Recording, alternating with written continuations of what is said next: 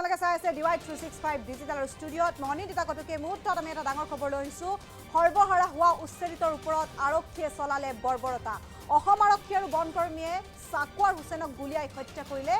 থাকিবলৈ ঠাই নাই উচ্ছেদিতৰ ৰাস্তাৰ কাষত ত্ৰিপালৰ তলত আছে এইদৰে কেইবাটাও অভিযোগ প্ৰতি অভিযোগেৰে আসলতে উত্তপ্ত হৈ পৰিছে উচ্ছেদস্থলী আৰু AIDFৰ ফালৰ পৰাও ডাঙৰ ডাঙৰ মন্তব্য কৰা হৈছে কি কৈছে AIDFৰ ফালৰ পৰা আমি আপোনালোকক সবিস্তাৰে জনাবলৈ চেষ্টা কৰিম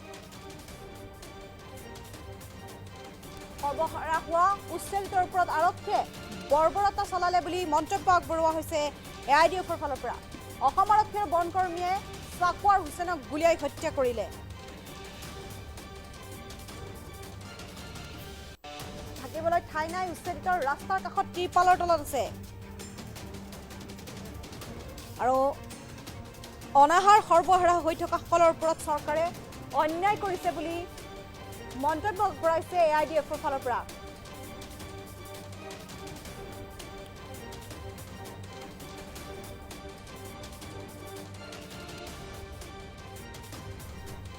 আৰু পাইকানৰ উচ্ছেদস্থলীত সমগ্ৰ ঘটনাক্ৰম খৰব হৈছে AIDF এগৰাকী বনকৰ্মীয়ে উচ্ছেদিতক গুলিয়াই মৰাৰ দিছিল ধমক উচ্ছেদস্থলীৰ পৰা আঁতৰি নোযোৱা একাংশক দিছিল ভাবুকি আৰু বনকৰ্মীৰ বিৰুদ্ধে বিস্ফোৰক অভিযোগ AIDFৰ নেতা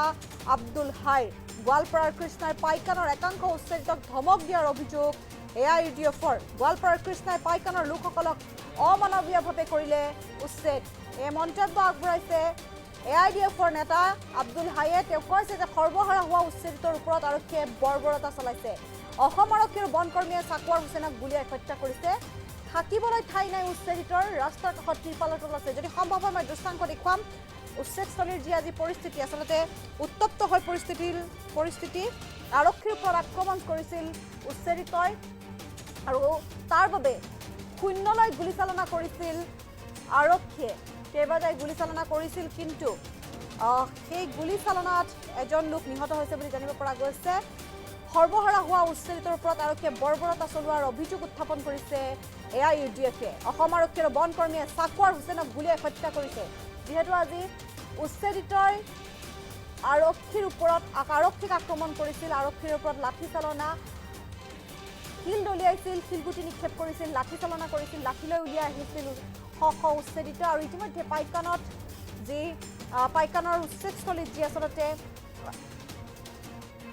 পাইকানৰ উচ্ছেদস্থলীত যি আচলতে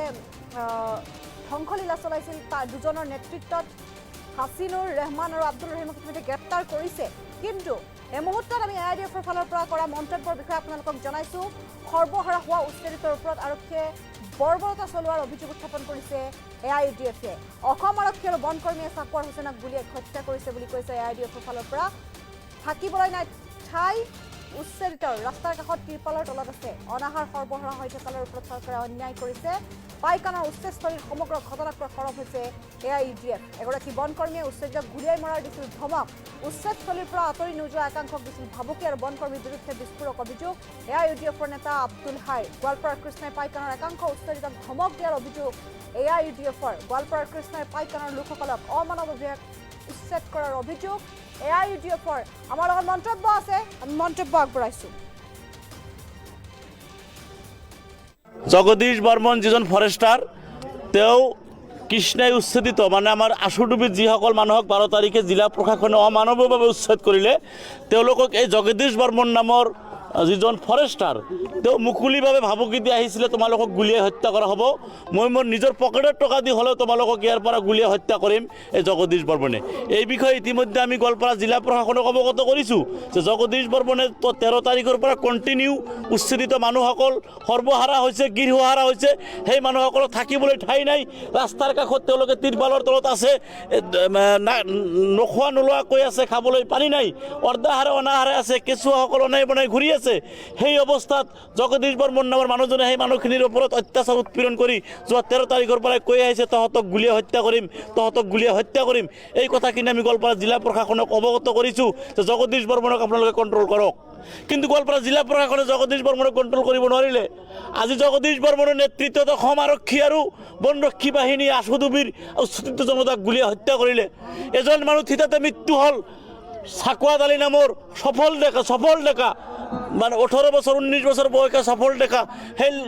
ডেকাজনক আজি হত্যা কৰা হ'ল যুৱকজনক 3জন মানুহক গুলিয়াই আহত কৰা হ'ল তাৰে এজনক সংকটজনক অৱস্থাত গুৱাহাটীলৈ প্ৰেৰণ কৰিছে কুসুমুদ্দিন নামৰ 25 ইয়াৰ্ছ তেওঁ এজন ডেকা সৰবৰাহী যুৱক তেওঁক ঘূণীয়া কৰা হ'ল গুৱাহাটী লৈ পঠিয়াই দিছে আপোনাৰ কি মেডিকেল কলেজ হাস্পাতাললৈ জীৱন মৃত্যুৰ সৈতে তেওঁ যুঁজি আছে আৰু দুজন মানুহ ইতিমধ্যে আহত হৈছে আক্কাছ আলী নামৰ 28 বছৰীয়া যুৱক এজন আৰু আমিৰ হামজা নামৰ 27 বছৰীয়া যুৱক এজন এই যে অসম চৰকাৰৰ যেটো হিটলাৰী অসম চৰকাৰে বাছি আমাৰ মুছলমান সংখ্যালঘুসকলক যে উৎপীড়ন কৰি আছে অভাৱত তেওঁলোকে গুলীয়া হত্যা কৰিলে আমি জিলা প্ৰশাসনক ৰিকুৱেষ্ট কৰিছিলোঁ আপোনালোকে জগদীশ বৰ্মনক ইয়াৰ পৰা আঁতৰাই দিয়ক জগদীশ বৰ্মনক কণ্ট্ৰল কৰক আজি জগদীশ বৰ্মনৰ সেই যি প্ৰতিশ্ৰুতি আছিল তেওঁ যিটো প্ৰতিশ্ৰুতি দিছিল তেখেতক গুলীয়া হত্যা কৰিম জগদীশ বৰ্মনে আমাৰ মানুহখিনিক গুলীয়া হত্যা কৰিলে আমি জিলা প্ৰশাসনক গোৱালপাৰা জিলা আৰক্ষী অধীক্ষকক আমি আহ্বান জনাইছোঁ অতি সোনকালে জগদীশ বৰ্মনক এৰেষ্ট কৰিব লাগে জগদীশ বৰ্মন এজন বিতৰ্কিত বন কৰ্মী বিতৰ্কিত ফৰেষ্টাৰ এইটো বিভিন্ন সময়ত পেপাৰ পত্ৰিকায় আমাৰ সাংবাদিক ভাইসকলেও বাতৰি পৰিৱেশন কৰিছে সেই জগদীশ বৰ্মনৰ প্ৰৰোচনাত আজি আশুডুবিৰ স্থিত মানুহখিনিক গুলীয়া হত্যা কৰা হ'ল গোৱালপাৰা আৰক্ষী মহোদয়ক আমি আহ্বান জনাইছোঁ অতি সোনকালে জগদীশ বৰ্মনক গ্ৰেপ্তাৰ কৰি জেল হাজতত প্ৰেৰণ কৰিব লাগে জগদীশ বৰ্মনৰ কি ইণ্টেনশ্যন তেওঁক কোনে পৰিচালিত কৰি আছে কাৰ প্ৰৰোচনাত কাৰ নিৰ্দেশত জগদীশ বৰ্মনে এই মানুহখিনিক হত্যা কৰাৰ ভাবুকি দি অৱশেষত হত্যা কৰিলে এই মানুহখিনি 1951 চনৰ NRCত নাম থকা মানুহ তেওঁলোক থলুৱা মানুহ জিলা প্ৰশাসন আৰু গোৱালপাৰা অসম জিলা প্ৰশাসন আৰু অসম চৰকাৰে ক'ব খোজে এই মানুহখিনি বিদেশী মানুহ নহয় আমাৰ হাতত তথ্য প্ৰমাণ গোটেইখিনি আছে এই মানুহখিনিৰ 1951 চনৰ NRCত নাম আছে 1965 চনৰ ভোটাৰ তালিকাত নাম আছে 1970 চনৰ 71 চনৰ ভোটাৰ তালিকাত নাম আছে কণ্টিনিউৱাছলি 2024 চনৰ 28 ফেব্ৰুৱাৰীত যিটো ভোটাৰ তালিকা প্ৰকাশ কৰিছে গোৱালপাৰা জিলাৰ আয়ুক্তই সেই ভোটাৰ তালিকাত এই মানুহখিনিৰ নাম আছে আৰু তাতে স্পষ্টভাৱে মেনশ্যন আছে আশুডুবি ৰাজহ গাঁও বুলি সৌদিনালৈ 2024 চনৰ 28 ডিচেম্বৰলৈ সেই এৰিয়াটো আশুডুবি ৰাজহ গাঁও আছিল হঠাৎ সেই এৰিয়াটো পাইকান বনাঞ্চলৰ নাম বনাঞ্চল বুলি ঘোষণা কোনে কৰিলে তেওঁলোকে কৈছে হাইকোৰ্টক কৈছে 7 নম্বৰ আৰু 52 নম্বৰ পিলাৰ পৰ্যন্ত এইটো হৈছে পাইকান বনাঞ্চল কিন্তু 1 নম্বৰ পিলাৰটো 7 নম্বৰ পিলাৰৰ পৰা 5.5 কিলোমিটাৰ ডিষ্টেন্সত আছে 1 নম্বৰ পিলাৰৰ অৱস্থিতি পাইকান বনাঞ্চলৰ 1 নম্বৰ পিলাৰৰ অৱস্থিতি 7 নম্বৰ পিলাৰৰ পৰা 4.5 কিলোমিটাৰৰ পৰা 5 কিলোমিটাৰ ডিষ্টেন্সত আছে আমি জিলা উপায়ুক্ত নৱনিযুক্ত জিলা উপায়ুক্ত মহোদয়ক সাক্ষাৎ কৰি পেলাই তেখেতক ৰিকুৱেষ্ট কৰিছোঁ যে ছাৰ কণ্টিনিউৱাছলি আমি জানো যিকোনো পিলাৰ পুতিলে তাৰ এটা কণ্টিনিউশ্যন থাকে 1 নম্বৰ পিলাৰটো য'ত আছে তাৰ লগত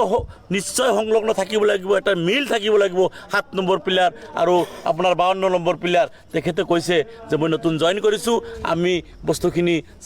চাই পেলাই তাৰে জাষ্টিফিকেশ্যন দিম আজি হোৱা পাৰ্টিতে থকা অৱস্থাত বিভিন্ন বিষয়াসকল ঊৰ্ধ্বতম কৰ্তৃপক্ষ হোৱা পাৰ্টিতে থকা অৱস্থাত ৰাতিপুৱা 8 বজাৰ পৰাই এই জগদীশ বৰ্মনৰ নেতৃত্বত আশুডুবিত যি উৎপীড়ন অত্যাচাৰ আৰম্ভ কৰিছে অৱশেষত মানুহখিনিক উত্তেজিত কৰিলে তেওঁ যে 13 তাৰিখৰ পৰা কৈ আছে তহঁতক গুলিয়াই মাৰিম তেওঁ গুলিয়াই মৰাৰ স্কোপটো পোৱা নাছিলে তেওঁ কি কৰিলে আজি ৰাতিপুৱা মানুহখিনিক উত্তেজিত কৰিলে সৰু ল'ৰা ছোৱালীক অলপ খুচুৰি দিলে যেনেকৈ উত্তেজিত হৈ যায় তাতে মানুহখিনি যিখিনি মানুহ 12 তাৰিখত মানে উচ্ছেদ কৰা হ'ল সেই মানুহখিনি না টোপনি যাব পাৰিছে না খাব পাৰিছে না শুব পাৰিছে মানুহখিনি অস্থিৰ হৈ আছে মানুহখিনিৰ মন মেজাজ ভাল নহয় সেই মানুহখিনিক ৰাতিপুৱা কাহিলি পুৱাতে গৈ সেই মানুহখিনিক কি কৰিলে টৰ্চাৰিং কৰিলে মানুহখিনিক কি উত্তেজিত কৰিলে আৰু অৱশেষত সেই মানুহখিনিক গুলীয়া হত্যা কৰিলে জগদীশ বৰ্মনে তেওঁৰ প্ৰতিশ্ৰুতি পালন কৰিছে আমি অসম চৰকাৰ অসমৰ আৰক্ষী বিভাগ গোৱালপাৰা জিলা আৰক্ষী অধীক্ষক মহোদয় গোৱালপাৰা জিলাৰ উপায়ুক্ত মহোদয়ক আমি আহ্বান জনাইছোঁ দাবী জনাইছোঁ অতি সোনকালে জগদীশ বৰ্মনক গ্ৰেপ্তাৰ কৰিব লাগে নহ'লে শান্তিকামী জনতা আমি গোৱালপাৰা জিলাবাসী শান্তিকামী মানুহ আমি গোৱালপাৰা জিলাৰ মানুহ কেতিয়াও শান্তি নিবিচাৰোঁ যিকোনো দেশৰ যিকোনো পৰিৱেশ পৰিস্থিতিৰ সময়তো আমি কিন্তু গোৱালপাৰা জিলাৰ সকলো জাতি জনগোষ্ঠীৰ মানুহ শান্তিৰে বসবাস কৰোঁ এই শান্তিপ্ৰিয় এই শান্তিকামী গোৱালপাৰা জিলাত এই শান্তিৰে বসবাস কৰি থকা গোৱালপাৰা জিলাবাসীক কোনোবাই অশান্তিৰ মাজত ঠেলি দিব বিচাৰিছে কোনোবা বিহাৰী আহি পেলাই আমাৰ ওপৰত অত্যাচাৰ কৰিব বিচাৰিছে। যোৱাকালি তেওঁ সেই বিহাৰীয়ে কৃষ্ণাই অঞ্চল পৰিদৰ্শন কৰিছে প্ৰকাশ কাশ্যপ। নিশ্চয় আজি প্ৰকাশ কাশ্যপৰ প্ৰৰোচনাত জগদীশ বৰ্মনে আমাৰ মানুহখিনিক হত্যা কৰিলে। হুইজ প্ৰকাশ কাশ্যপ? তেওঁ মাটিৰ মাফিয়া। তেওঁ আমাৰ গোৱালপাৰাত বসবাস কৰা ৰাভা জনজাতীয় মানুহৰ মাটি 38 বিঘাকৈ মাটি চাৰ্কেল অফিচাৰক প্ৰভাৱিত কৰি নিজৰ নামত ৰেকৰ্ড কৰি লৈছে। সেই বিহাৰী অনামী অসমীয়া বিহাৰীয়ে আমাৰ গোৱালপাৰা জিলাখনত অশান্তিৰ পৰিৱেশ একটা সৃষ্টি কৰাৰ কাৰণে চেষ্টা কৰে। প্ৰকাশ কাশ্যপৰ উচ্চতিনিত আজিৰ ঘটনাটো হৈছে। প্ৰকাশ কাশ্যপে যোৱাকালি কৃষ্ণাত গৈছিল। প্ৰকাশ কাশ্যপে অপেন আমাৰ মানুহখিনিক টাৰ্গেট কৰি কথা কৈ আছে। প্ৰকাশ কাশ্যপে ৰাভা জনগোষ্ঠীৰ মানুহৰ মাটি বেদখল কৰিছে। আৰু জগদীশ বৰ্মনে 13 তাৰিখৰ পৰা গুলিয়াই মাৰিম তহঁতক বুলি কৈ আছে। জগদীশ বৰ্মন যিজন ফৰেষ্টাৰ, তেওঁ কৃষ্ণাই উচ্ছেদিত মানে আমাৰ আশুডুবিত যিসকল মানুহক 12 তাৰিখে জিলা প্ৰশাসনে অমানৱীয়ভাৱে উচ্ছেদ কৰিলে, তেওঁলোকক এই জগদীশ বৰ্মন নামৰ যিজন ফৰেষ্টাৰ, তেওঁ মুকলিভাৱে ভাবুকি দি আহিছিলে তোমালোকক গুলিয়াই হত্যা কৰা হ'ব। মই মোৰ নিজৰ পকেটৰ টকা দি হ'লেও তোমালোকক ইয়াৰ পৰা গুলিয়াই হত্যা কৰিম এই জগদীশ বৰ্মনে। এই বিষয়ে ইতিমধ্যে আমি গোৱালপাৰা জিলা প্ৰশাসনক অৱগত কৰিছোঁ যে জগদীশ বৰ্মনে 13 তাৰিখৰ পৰা কণ্টিনিউ উচ্ছেদিত মানুহসকল সৰ্বহাৰা হৈছে, গৃহহাৰা হৈছে। সেই মানুহসকলক থাকিবলৈ ঠাই নাই। ৰাস্তাৰ কাষত তেওঁলোকে তিৰপালৰ তলত আছে, নোখোৱা নোলোৱাকৈ আছে, খাবলৈ পানী নাই, অৰ্ধাহাৰে অনাহাৰে আছে, কেঁচুৱাসকল অনাই বনাই ঘূৰি আছে। সেই অৱস্থাত জগদীশ বৰ্মন নামৰ মানুহজনে সেই মানুহখিনিৰ ওপৰত অত্যাচাৰ উৎপীড়ন কৰি যোৱা 13 তাৰিখৰ পৰাই কৈ আহিছে তহঁতক গুলিয়াই হত্যা কৰিম, তহঁতক গুলিয়াই হত্যা কৰিম। এই কথাখিনি আমি গোৱালপাৰা জিলা প্ৰশাসনক অৱগত কৰিছোঁ যে জগদীশ বৰ্মনক আপোনালোকে কণ্ট্ৰল কৰক। কিন্তু গোৱালপাৰা জিলা প্ৰশাসনে জগদীশ বৰ্মনক কণ্ট্ৰল কৰিব নোৱাৰিলে। আজি জগদীশ বৰ্মনৰ নেতৃত্বত অসম আৰক্ষী আৰু বনৰক্ষী বাহিনী আশুডুবিৰ উচ্ছেদিত জনতাক গুলিয়াই হত্যা কৰিলে। এজন মানুহ থিতাতে মৃত্যু হ'ল। চাকুৱাত আলী নামৰ সফল ডেকা মানে 18 বছৰ 19 বছৰ বয়সীয়া সফল ডেকা, সেই ডেকাজনক আজি হত্যা কৰা হ'ল। যুৱকজনক 3জন মানুহক গুলিয়াই আহত কৰা হ'ল। তাৰে এজনক সংকটজনক অৱস্থাত গুৱাহাটীলৈ প্ৰেৰণ কৰিছে কুছুমুদ্দিন নামৰ 25 ইয়াৰ্ছ। তেওঁ এজন ডেকা সৰবৰাহী যুৱক, তেওঁক ঘূণীয়া কৰা হ'ল, গুৱাহাটী লৈ পঠিয়াই দিছে আপোনাৰ মেডিকেল কলেজ হাস্পাতাললৈ। জীৱন মৃত্যুৰ সৈতে তেওঁ যুঁজি আছে। আৰু 2জন মানুহ ইতিমধ্যে আহত হৈছে। আক্কাছ আলী নামৰ 28 বছৰীয়া যুৱক এজন আৰু আমিৰ হামজা নামৰ 27 বছৰীয়া যুৱক এজন। এই যে অসম চৰকাৰৰ যিটো হিটলাৰী, অসম চৰকাৰে বাছি বাছি আমাৰ মুছলমান সংখ্যালঘুসকলক যে উৎপীড়ন কৰি আছে, অৱশেষত তেওঁলোকে গুলিয়াই হত্যা কৰিলে। আমি জিলা প্ৰশাসনক ৰিকুৱেষ্ট কৰিছিলোঁ আপোনালোকে জগদীশ বৰ্মনক ইয়াৰ পৰা আঁতৰাই দিয়ক, জগদীশ বৰ্মনক কণ্ট্ৰল কৰক। আজি জগদীশ বৰ্মনৰ সেই যি প্ৰতিশ্ৰুতি আছিল, তেওঁ যিটো প্ৰতিশ্ৰুতি দিছিল তহঁতক গুলিয়াই হত্যা কৰিম, জগদীশ বৰ্মনে আমাৰ মানুহখিনিক গুলিয়াই হত্যা কৰিলে। আমি জিলা প্ৰশাসনক, গোৱালপাৰা জিলা আৰক্ষী অধীক্ষকক আমি আহ্বান জনাইছোঁ অতি সোনকালে জগদীশ বৰ্মনক এৰেষ্ট কৰিব লাগে। জগদীশ বৰ্মন এজন বিতৰ্কিত বন কৰ্মী, বিতৰ্কিত ফৰেষ্টাৰ। এইটো বিভিন্ন সময়ত পেপাৰ পত্ৰিকাই আমাৰ সাংবাদিক ভাইসকলেও বাতৰি পৰিৱেশন কৰিছে। সেই জগদীশ বৰ্মনৰ প্ৰৰোচনাত আজি আশুডুবিৰ উচ্ছেদিত মানুহখিনিক গুলিয়াই হত্যা কৰা হ'ল। গোৱালপাৰা আৰক্ষী মহোদয়ক আমি আহ্বান জনাইছোঁ অতি সোনকালে জগদীশ বৰ্মনক গ্ৰেপ্তাৰ কৰি জেল হাজতত প্ৰেৰণ কৰিব লাগে। জগদীশ বৰ্মনৰ কি ইণ্টেনশ্যন, তেওঁক কোনে পৰিচালিত কৰি আছে, কাৰ প্ৰৰোচনাত, কাৰ নিৰ্দেশত জগদীশ বৰ্মনে এই মানুহখিনিক হত্যা কৰাৰ ভাবুকি দি অৱশেষত হত্যা কৰিলে। এই মানুহখিনি 1951 চনৰ NRCত নাম থকা মানুহ, তেওঁলোক থলুৱা মানুহ। জিলা প্ৰশাসন আৰু গোৱালপাৰা অসম জিলা প্ৰশাসন আৰু অসম চৰকাৰে ক'ব খোজে এই মানুহখিনি বিদেশী মানুহ। এই মানুহখিনি বিদেশী মানুহ নহয়। আমাৰ হাতত তথ্য প্ৰমাণ গোটেইখিনি আছে। এই মানুহখিনিৰ 1951 চনৰ NRCত নাম আছে, 1965 চনৰ ভোটাৰ তালিকাত নাম আছে, 1970 চনৰ 71 চনৰ ভোটাৰ তালিকাত নাম আছে। কণ্টিনিউৱাছলি 2024 চনৰ 28 ফেব্ৰুৱাৰীত যিটো ভোটাৰ তালিকা প্ৰকাশ কৰিছে গোৱালপাৰা জিলাৰ আয়ুক্তই, সেই ভোটাৰ তালিকাত এই মানুহখিনিৰ নাম আছে আৰু তাতে স্পষ্টভাৱে মেনশ্যন আছে আশুডুবি ৰাজহুৱা গাঁও বুলি। সিদিনালৈ